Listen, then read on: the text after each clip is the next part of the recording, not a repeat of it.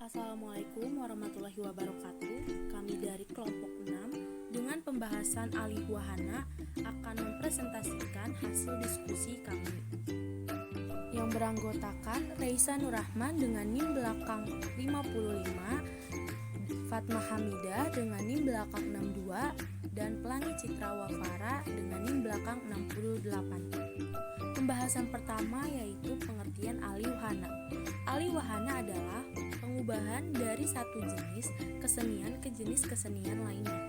Alih wahana mencakup kegiatan penerjemahan, penyaduran, dan pemindahan dari satu jenis kesenian ke jenis kesenian lainnya. Wahana berarti kendaraan. Jadi, alih wahana adalah proses pengalihan dari satu jenis kendaraan ke jenis kendaraan lainnya.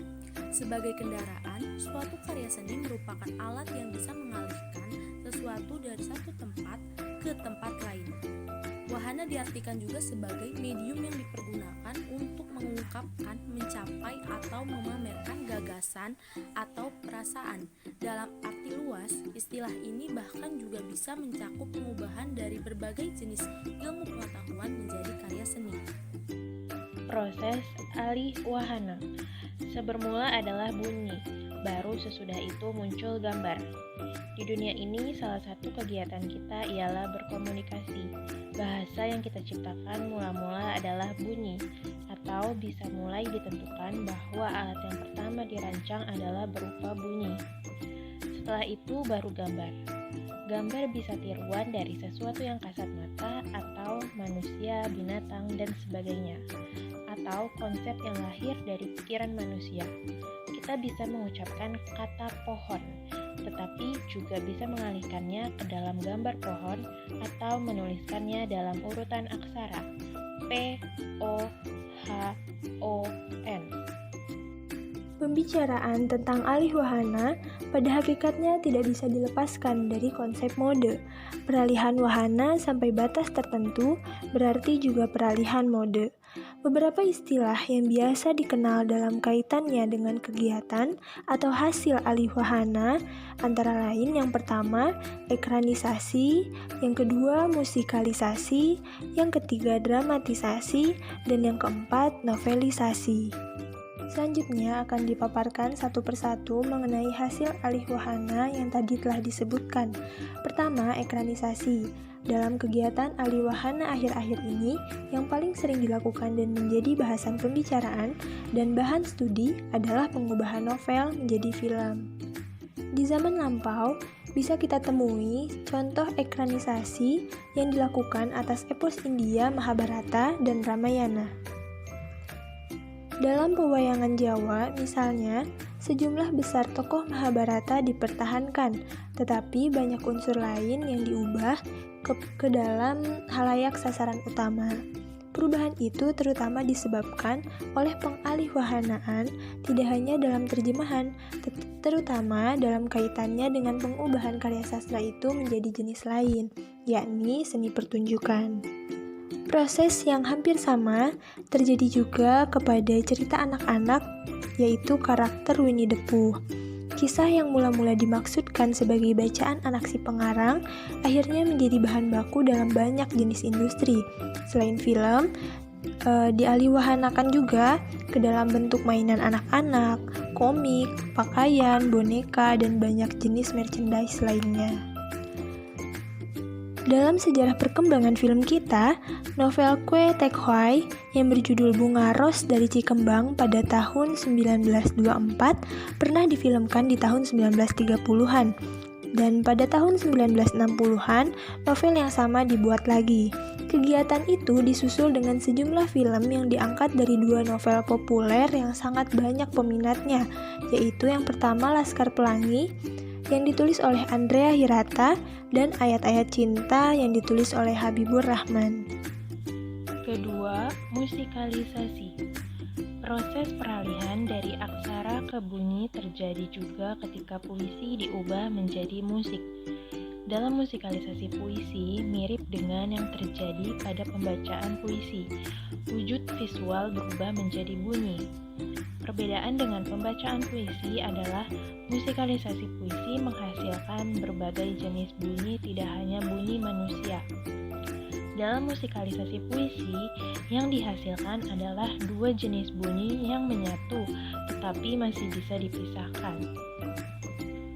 Musikalisasi puisi bisa juga menghasilkan nyanyian yang dihasilkan penyanyi tanpa bantuan alat musik sama sekali, seperti ketika membaca puisi sering berupa nyanyian di beberapa bagian yang dibaca.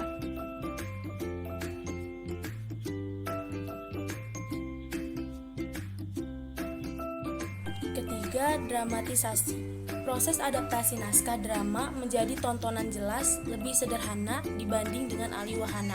Misalnya menjadi tontonan. Adaptasi naskah lakon menjadi pementasan cenderung setia pada aslinya.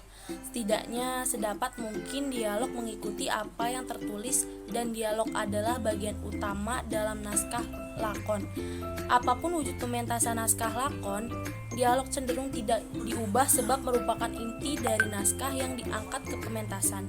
Dalam proses adaptasi dari novel menjadi tontonan banyak hal yang umumnya dikembangkan, terutama dialog. Tentu saja ada novel yang berisi sejumlah dialog, bahkan ada cerpen yang isinya hanya dialog. Tetapi pada umumnya novel menyadarkan diri pada narasi dan dialog merupakan unsur yang mendukung narasi. Dalam naskah lakon, narasi tersirat dalam dialog.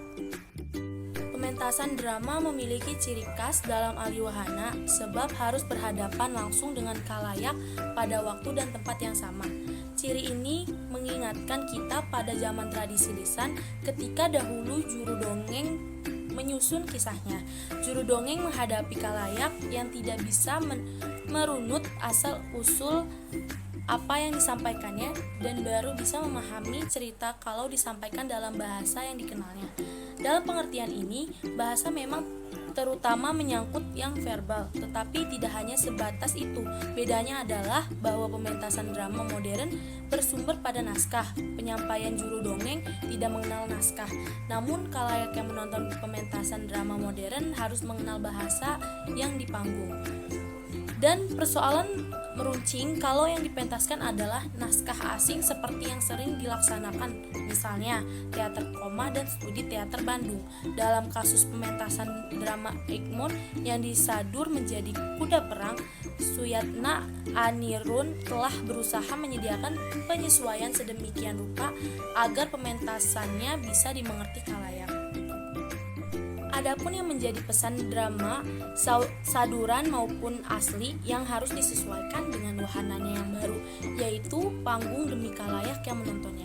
Nama-nama seperti Chekhov, Gogol, dan Brecht ditampilkan sebagai pencipta naskah komedi. Meskipun sejumlah naskah asli mereka jauh jaraknya dari label tersebut, mungkin memang ada ciri khas khalayak kita bahwa teater adalah tontonan dan bahwa tontonan harus menghibur dan bahwa menghibur berarti lucu.